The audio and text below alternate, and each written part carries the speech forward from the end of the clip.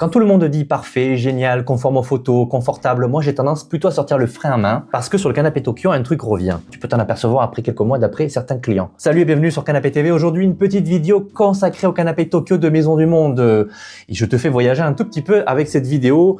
Peut-être pas forcément au Japon, mais au sein de la fiche produit. Alors, qu'est-ce qu'on peut dire concrètement sur ce canapé après avoir épluché les dizaines d'avis qu'on peut trouver sur l'ensemble du site web? Identité du canapé, on pose les bases ici avant de commencer.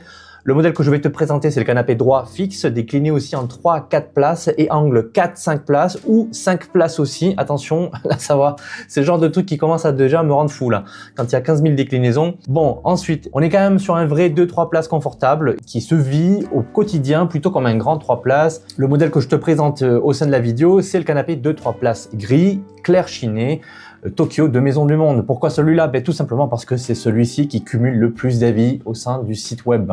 Et forcément, c'est un bon signal. On est sur un positionnement milieu de gamme, design, confort. La promesse de ce canapé est de te proposer une assise confortable, ferme, mais juste ce qu'il faut avec un look moderne. Les déclinaisons, comme tu as pu le constater, sont assez nombreuses en termes de couleurs, en termes de taille, de format.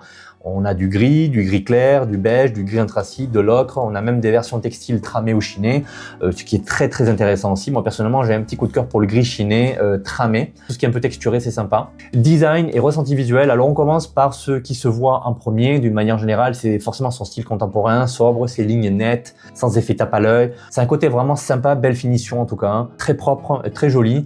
Un rendu jugé élégant et lumineux, surtout dans son gris chiné, gris clair chiné. Alors on dit que souvent le gris c'est un peu la couleur qu'il ne faut pas prendre, mais bon, quand tu lui donnes un petit peu plus de relief avec de la matière, ça peut devenir intéressant et c'est peut-être un parti pris décoratif pour certains types de salons. Les photos sont fidèles au rendu réel, ça c'est ce qui revient le plus souvent. Il y a peu de déception concernant ce point-là à la réception du canapé. Le tissu chiné donne un aspect qualitatif, plus chic que basique, donc ça c'était bon à savoir. L'encombrement et l'espace, alors là on parle en mètres carrés tout simplement. Pourquoi? Parce qu'on est sur un canapé qui fait 2,12 m de long dans sa version 2-3 places et 2,50 m dans sa version 3-4 places. La profondeur est de 96 cm, donc tu as quand même une bonne sensation d'espace sans envahir la pièce. L'assise est perçue comme un peu haute pour certaines personnes, donc égale facilité de relevage. Donc c'est très bien aussi si peut-être tu veux le mettre dans un salon avec ton papy, ta mamie, parce que c'est bien, eux ils ont besoin de la hauteur donc pour pouvoir s'asseoir et pouvoir surtout se relever. Et puis même ça peut être intéressant, j'aime bien les canapés hauts. Attention aux accès, notamment comme tu as pu le constater au niveau des dimensions, c'est un colis le colis mesure 2,17 m de long, donc c'est quand même un sacré colis, donc attention aux portes, aux escaliers à vérifier avant d'acheter le canapé. Confort à l'usage, la question clé c'est est-ce qu'on s'y sent bien? Voilà, on parle de confort, est-ce qu'on s'y sent bien? En tout cas, ça promet, c'est de bon augure. L'assise est ferme mais confortable, juste ce qu'il faut. D'après certains avis clients, c'est plutôt fiable. Hein. Bon soutien des jambes, apprécié par les personnes avec le dos sensible. Ça, c'est un très bon point intéressant que je voulais mettre en avant. Donc, si tu es du style à avoir des problèmes de dos, c'est bien d'avoir de la fermeté. C'est bien d'avoir aussi un canapé qui est un petit peu plus haut que la moyenne.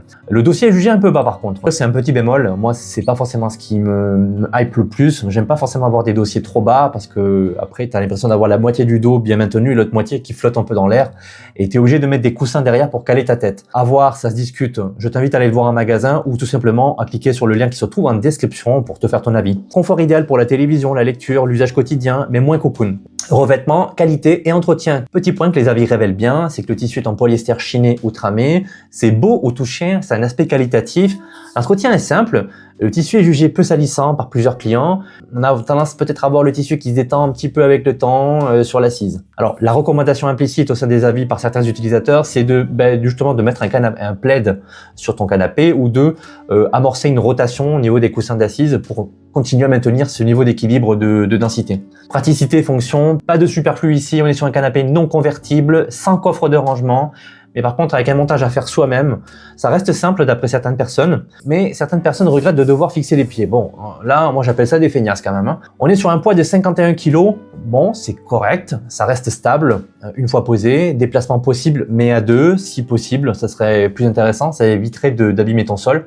Hauteur pratique pour passer l'aspirateur dessous sans bouger le canapé. Voilà, ça c'est bon si tu as un aspirateur robot, donc ça peut être très très bien. Solidité, tenue dans le temps. Alors, voilà ce qui revient le plus souvent concernant cette partie dans les avis clients. On est sur une structure jugée stable, peu de retour sur la fesse en massif. Ça, c'est génial. Quelques cas de craquements ponctuels, point de vigilance tout de même.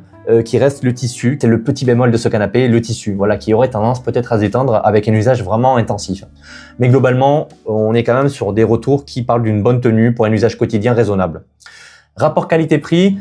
Bon, est-ce que ça les vaut? Est-ce que ça vaut son prix selon la déclinaison que tu prends? Le modèle que je te présente, le prix public autour de 899 €, souvent en promotion, jusqu'à moins 40% sur certaines versions. Donc ça, c'est vachement intéressant, notamment pour tout ce qui est soldes de fin d'année, soldes de début d'année, Black Friday. Moi, je t'invite à cliquer sur le lien qui se trouve en description pour connaître le meilleur prix du moment et voir s'il est peut-être en promotion. Parce que si c'est le cas, tu peux faire une bonne affaire. Alors, ce que tu payes concrètement, c'est un design qui est sobre, un confort ferme et surtout, bon, la marque, on va dire, mais surtout le design. Moi, j'ai envie de mettre plutôt en avant le design. Je trouve que le design est vraiment, il est sympa. Bon rapport qualité-prix si tu cherches un canapé fixe, fiable, sans option de couchage, et moins pertinent si tu veux un canapé ultra cocoon et avec ou multifonction. Alors les points forts récurrents pour terminer cette vidéo, on est sur un confort qui est ferme, agréable, un design élégant, chic, fidèle aux photos, un bon maintien pour certaines personnes qui a tendance à soulager leur dos. Les points faibles récurrents qui reviennent le plus souvent, comme je l'ai cité tout au long de la vidéo, donc le tissu qui peut avoir tendance à se détendre avec le temps, un dossier qui est jugé un peu bas, et l'assise parfois perçue comme un peu haute. Bon, ça pour moi c'est pas un point faible. Voilà ce qu'il fallait savoir sur le canapé Tokyo de Maison du Monde. Si tu as aimé cette vidéo, n'hésite pas à liker, à la commenter, à t'abonner éventuellement et surtout à consulter le lien qui se trouve en description pour connaître un peu plus sur ce canapé. Quant à moi, je te dis à très bientôt sur Canapé TV.